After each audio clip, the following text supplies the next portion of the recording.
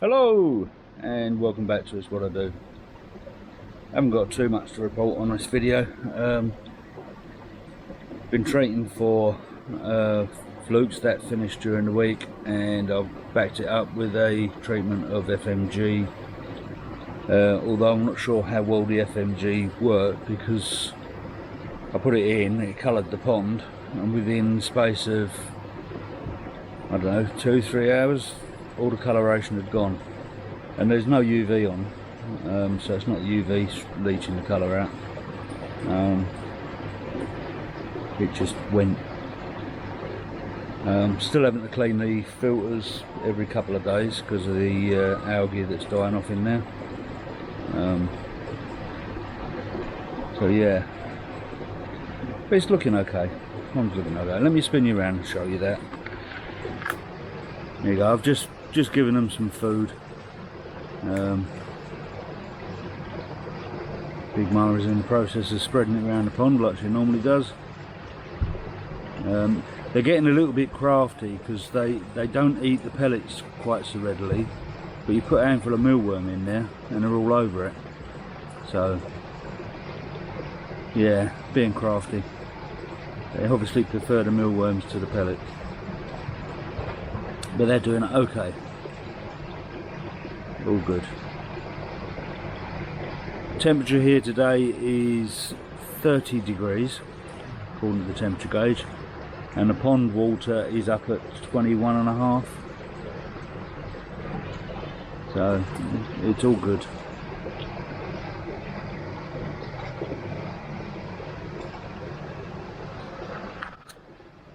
I had a little visit down to Ron's yesterday. He believed he had some parasites in there, and he's not confident doing the scrapes and knowing what he's looking at. So I went down, did a scrape on a fish for him, and yeah, he's got parasites. He hasn't got fluke anymore, so the Learnex Pro that he put in a few weeks ago worked, so that was good. Ooh, sorry, sitting there with the sun flare straight on the lens because I'm not looking at it. Yeah, the Learnex Pro seems to have worked, so he's got no flukes on there at all. However, he has got trichodina, some chilodenella, and some fluke. Didn't see any white spot. Not fluke. What am I talking about? Scrap that. He's got trichodina, chilodenella, and costia. The most prevalent is the trichodina. He's got more of them than anything else, but there are some of the others. So Ron's going to get some treatment for that and put that in, and I'll let him do the videos for that. I've got to send him some video to show you the bits on the slides, so I have got that, but I need to sort that out and send it to him, and hopefully he can put a video out with it. Yeah, so that was yesterday, and the weather yesterday was again really hot. So once we'd done the slides and whatnot, the scrapes on the fish, we just sat and nattered for the rest of the afternoon. Excuse me. Then when we left there, the missus was nagging at me because she wanted to go and see the water. So I had to go down to the seafront, drive along the seafront. Then we went into Old Lee and just had a drink there. And it was really busy down there. You'd have thought most of the kids would have gone into Southend Central, Southend Seafront and that area, but no, there was loads and loads of youngsters down there. It's good to see it busy, but I'm not a noisy sort of person. I prefer the quieter atmospheres. It's just me. I suppose that's being an old fart. You get like that, don't you? So yeah, as I say, I'm just just cleaning the filters at the moment. They're on their first boil, so I like to give them a little bit of time. Came down the other day. No, sorry, I actually came in from work 1 o'clock in the morning the other day. The missus said to me one of the cats has got some fur missing off its butt. Called her down, because she tends to sit up on a banister upstairs. Called her down, and as she's moving around, you've got pus pouring out of her rear end. Not her actual rear end, but like the skin just behind or beside the tail. When I've looked, she's got bloody great abscess on her. She's got about 4 puncture wounds there, and like pus just flowing freely out of it.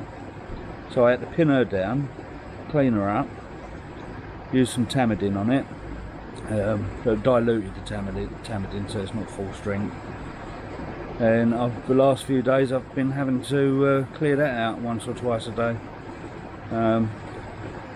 You're not getting very much out of it now, not compared to the first treatment I had to do on it. But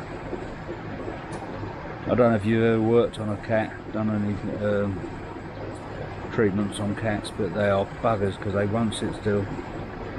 Oh, Grey Boy, when we had Grey Boy and he had that big abscess on the side of his face, on his neck, he was good as gold. Used to let us do that with no fuss whatsoever. Elsa, oh, she squirms and pulls and tries to get away like no one's business.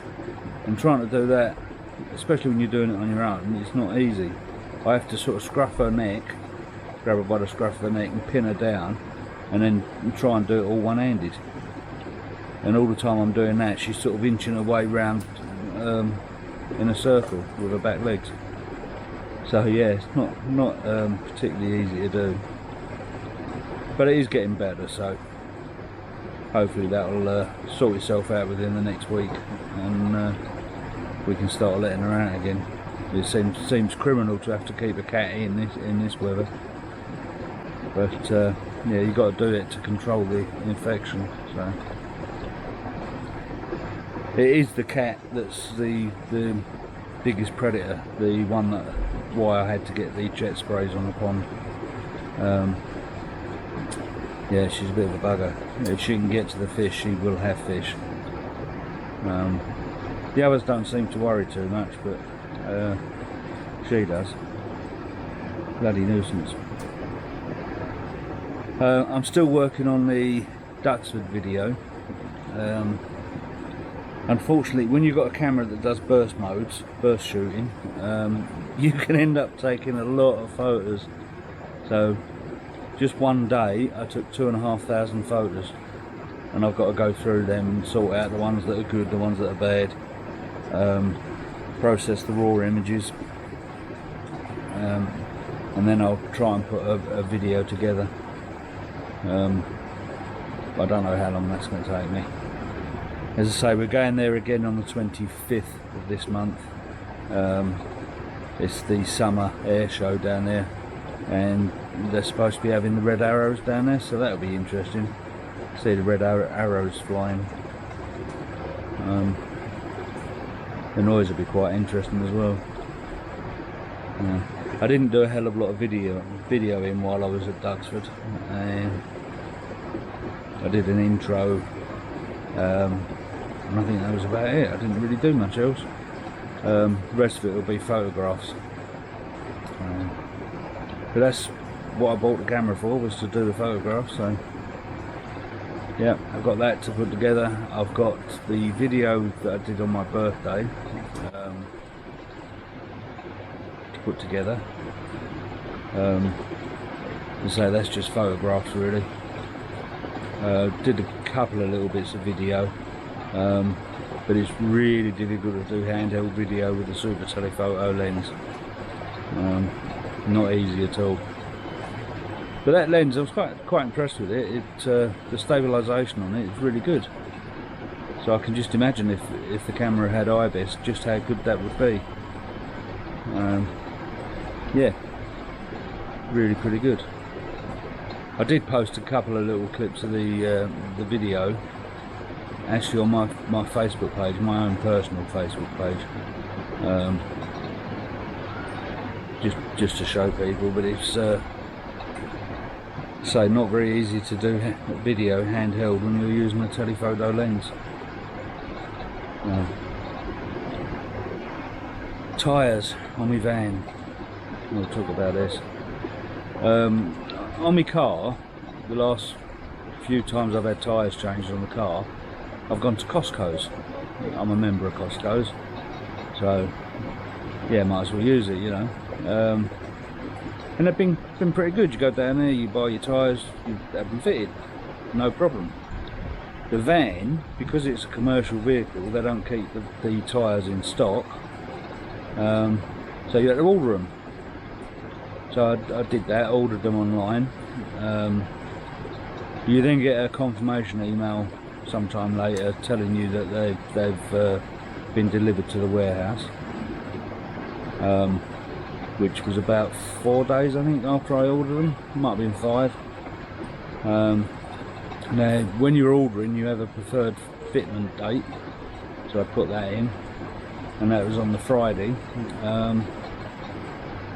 Went down there, they couldn't do them, they haven't got enough staff.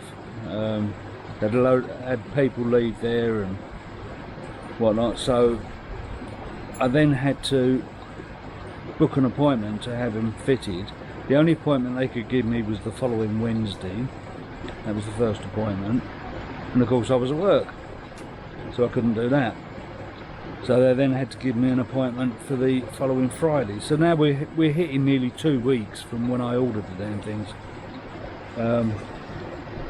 which in my opinion is really piss poor. Excuse my French. Sorry, not sure what happened there, something went wrong with the camera.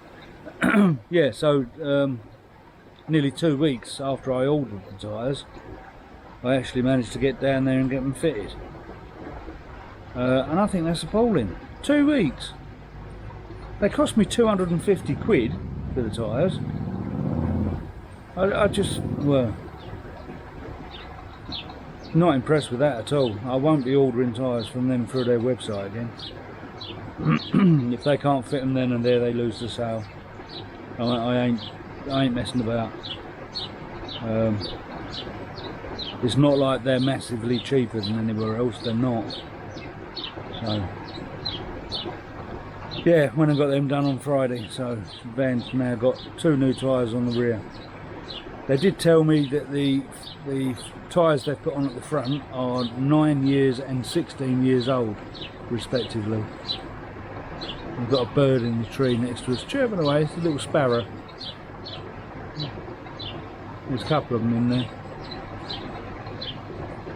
Nice to see, but they're too small for you to be able to see on the camera, so I won't spin you around and try and show you.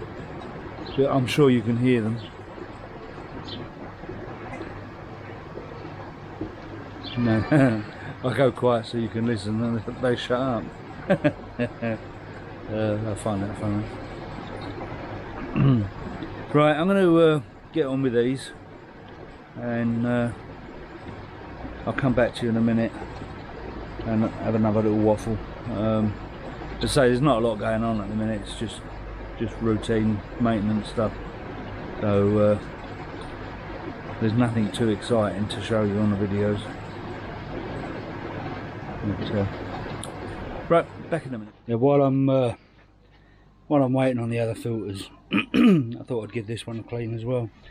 I don't know if you've seen this before or not, but this is the little Blagdon filter that I got from Vince. I bought this off of Vince. What you do with it, you turn this dial here to the waste side instead of the normal side here. You then give this a crank like that, and you just keep cranking it like that. Turn your pump on, get it flowing, and then just keep turning that, and pretty much you just wait until it runs clear. Now obviously with a tank like this you can only go so far, otherwise you'd run out of water. But yeah, you do that. Inside there is like a little canister thing that you can put some add-on filter things. Let me just show you, one sec. So yeah, these things, the Blagden Pond Clean Pond Pods, clears blanket weed, feeds aquatic plants, eats pond sludge, makes tap water safe, and reduces filter cleaning. And they seem to work. Can't really tell how well they work because I've not run it without them, if you know what I mean. So normally when I do a clean, I put a couple of these in, and I've almost run out of these now. So we'll probably be able to see fairly soon what it runs like without them. I mean, it works quite well, that filter. I think I might need to get a new UV bulb for it because the water's sort of clouding a little bit in there. So yeah, and that's the kind of water you get out of it. It's pretty good. Not as bad as the upflows. I mean, they get a lot worse than that, but that's actually broken down muck that's in there, so really good for water in the garden. So yeah, I thought I'd just show you that. Let's just take one of these out if I can. Bear with me.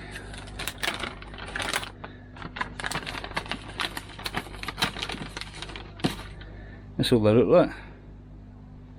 And what you have to do, might as well show you while I'm doing it, mightn't I?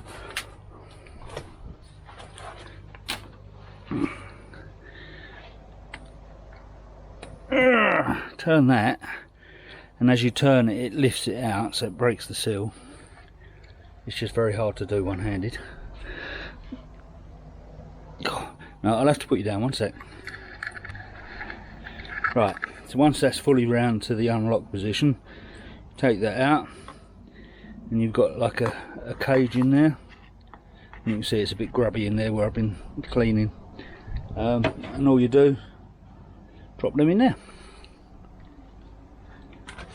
And I put 2 in, like so, and then we just put the lid back on. Again, making sure that we've got the arrow in the right place, and you just sort of push down and twist as you push down, and that draws it in. So again, I'll have to put the camera down while I just tighten that last bit because it's too tight to do one-handed.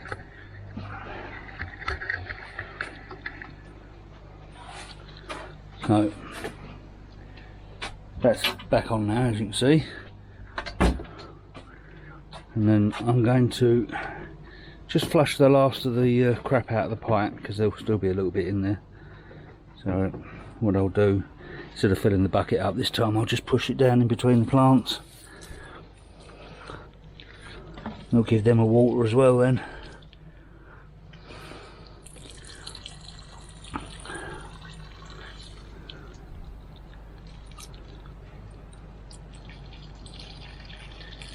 Yeah, it looks like it's coming out clean. I'll just switch.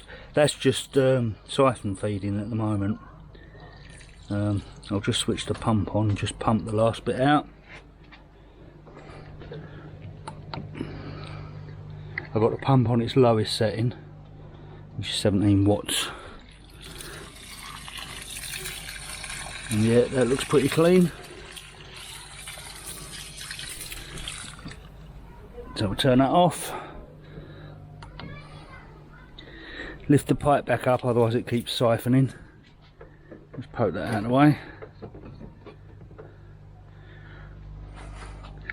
And I've dropped about 5 inches out of there, I suppose, which is a reasonable water change.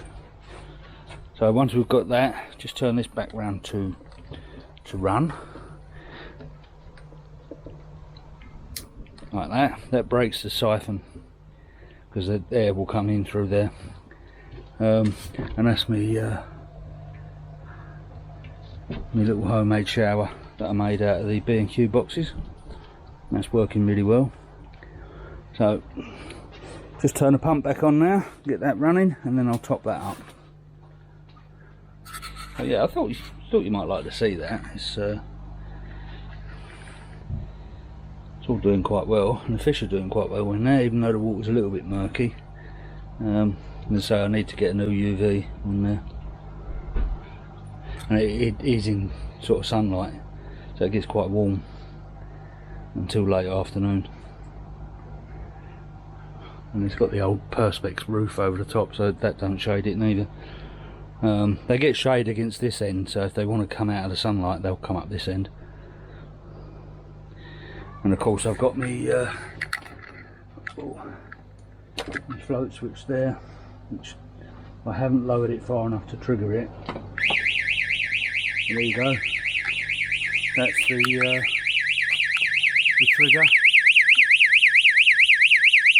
Oh, you should be able to see the light flashing up there.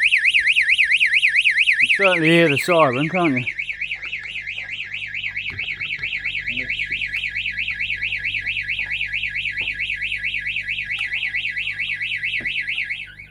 That's better. Just turn that back off. Now I've got it all back and running. Because of course once that triggers it shuts the pump off. But,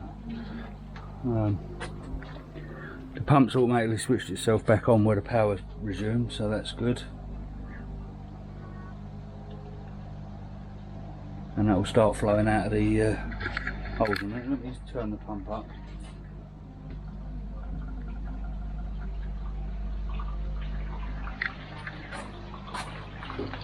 You can hear the water coming through, and there he goes, starting to come out of the return holes.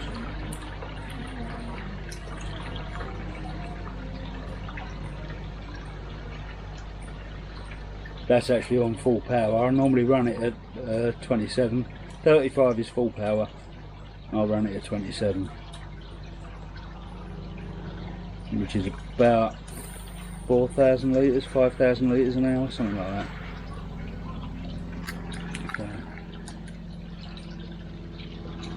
I don't know how much of that you saw. I just looked at the camera and the camera's twisted out of the way. But yeah, that's about 6,000 litres an hour. Knock off a bit for the pressure pipe and the height and whatnot. So probably about 5,000 maybe litres an hour.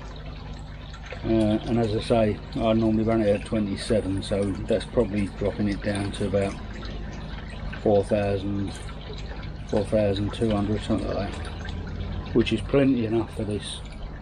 It's only a small tank, isn't it? It's not a massive pond. But yeah, you see, it still clouds it up a little bit when I do the filters, but that'll soon settle out. But yeah, that's quite a good little filter.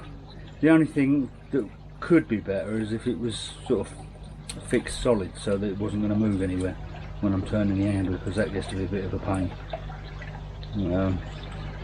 But overall, quite pleased with that. Works well on a little tank like this. I don't know how well it would work on a pond, but certainly on a little tank like this, it's absolutely fine, no problem at all. And they've got like it's called CHI media, and they're like it's like K1 that's been chopped up, basically. That's what it looks like. But they actually form C, H and I, the shapes of the media in there, and they all sort of interlock together and close down the gaps. But if you think K1 gets everywhere, try using that stuff. That's a nightmare if you take it out of there. It goes everywhere. So yeah, right, I'm going to get these topped up and I'll come back. Giving them a handful of mealworms. They absolutely love mealworms.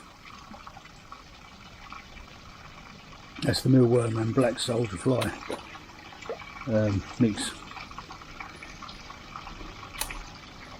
But they don't stop at that until it's gone. I get a few go into skimmer, but all I do is net them out in a minute and put them back over, and they just eat them. Water's a bit crappy now because I've just stirred all the froth up around the edge. We were getting a bit of silt in there, so I've just stirred all that up and added some more of the sludge answer. Yeah, the sludge answer. I don't know if you watch Carol Lycett's videos, but if you ever look at any of her videos, and you should, the bottom of her pond is absolutely spotless. And I asked her how she manages to keep the pond so clear, and she said she uses this stuff, which is the Cloverleaf Sludge Answer. Now I did try this last year, and I don't know, it didn't really do a great deal for me, but I thought, well, if Carol's getting those sort of results from it, I'll give it a go. So I've used about, I don't know, can't see, about half the bottle, no, about 3/4 of the bottle now, and we'll see how it goes, see what happens with it. Certainly can't harm anything, can it? If it's just a unique blend of beneficial bacteria, then yeah, I can't see it doing any harm. So giving it a go. Unfortunately, I am battling the algae and blanket weed and whatnot at the moment, so it does have plenty to work on. But yeah. So anyhow, if you haven't watched Carol's videos, go over and have a look, and have a look, see if you can find any of the ones where she shows the underwater footage in her pond, and that's really quite impressive. And she said it's this that she uses. So yeah. Oh, right, I haven't really got anything else to waffle about, so I'm gonna go. I'll try and get the video done for Duxford. See if I can get that sorted out and released. As I said, the one I did for my birthday, I really want to save that if I can and put it on my photography channel. I've got a couple of videos I've got to try and get sorted out for that before I can really launch it. That'll be interesting, especially if I can get on top of these filter cleans in this pond, so that I haven't got to keep doing them too often. I might actually get some days when I'm off and I haven't got anything to do, and I can go out and take some photos. You never know. Oh dear, what can I say? I need to retire, that's what I need to do, and I so really want to. This work likes a mug's game. Anyhow, I'm not going to start whinging about that now. Right, I'm going to leave that there, and I'll catch you on the next one. Thanks for watching. Bye for now.